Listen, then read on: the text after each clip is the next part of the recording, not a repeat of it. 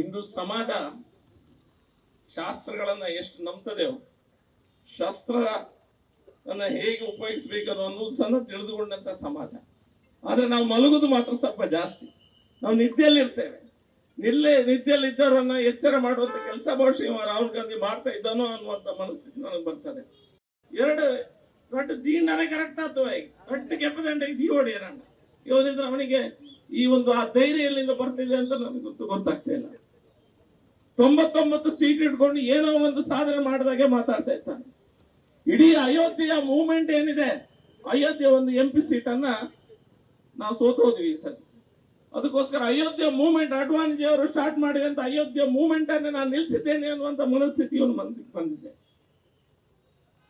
ಭಾರತ ದೇಶದಲ್ಲಿ ರಾಮ ಒಂದು ಜಾಗದಲ್ಲಿ ಮಾತ್ರ ಅಲ್ಲ, ಪ್ರತಿಯೊಬ್ಬ ಹಿಂದೂನ ಹೃದಯದಲ್ಲಿ ಇದ್ದಾನೆ ಅನ್ನುವಂಥದ್ದನ್ನು ಇವನಿಗೆ ನೆನಪೋದಾಗಿದೆ.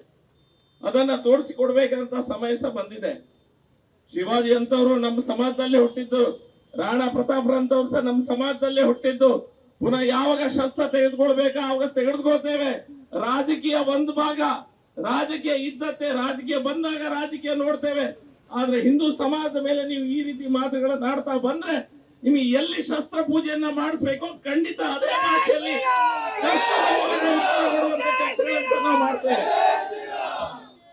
ನಿಮ್ಮ ಪ್ರಿಯಾಂಕರ್ಗೆ ಮೊನ್ನೆ ತನಕ ಹೇಳ್ತಾ ಇದ್ದ ಪಾಕಿಸ್ತಾನದಿಂದ ಅನ್ನುವಂತ ಮಾತುಗಳನ್ನ ಅವನ ಹಿಂಬಾಲಕರು ಯಾರು ಅಸೆಂಬ್ಲಿ ಒಳಗೆ ಹೇಳಲಿಲ್ಲ ಅಂತ ಹೇಳ್ತಾ ಇದ್ದಾನೆ.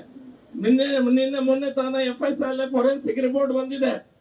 ಫೊರೆನ್ಸಿಕ್ ರಿಪೋರ್ಟ್ ಅಲ್ಲಿ ನಮ್ಮ ಮಾಧ್ಯಮ ಮಿತ್ರರು ಏನ್ ಕ್ಯಾಪ್ಚರ್ ಮಾಡಿದ್ದಾರೆ ಅದರಲ್ಲಿ ಖಡಕ್ ಆಗಿ ಅವ ಪಾಕಿಸ್ತಾನ್ ಜಿಂದಾಬಾದ್ ಅನ್ನುವಂತ ಘೋಷಣೆ ಕೂಗಿದ್ದಾನೆ ಅನ್ನುವಂತ ಮಾತು ಬಂದಿದೆ.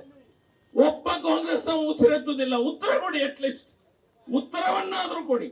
ಹೌದು ಹೇಳಿದ್ ಹೌದು, ಅವ್ರ ಮೇಲೆ ಆಕ್ಷನ್ ಅನ್ನ ತೆಗಿತೇವೆ ಅನ್ನುವಂತ ಮಾತನಾಡಿದ್ರು ಆಡಿ. ಆ ಮಾತನಾಡುವ ಶಕ್ತಿ ನಿಮ್ಮ ಹತ್ರ ಇಲ್ಲ.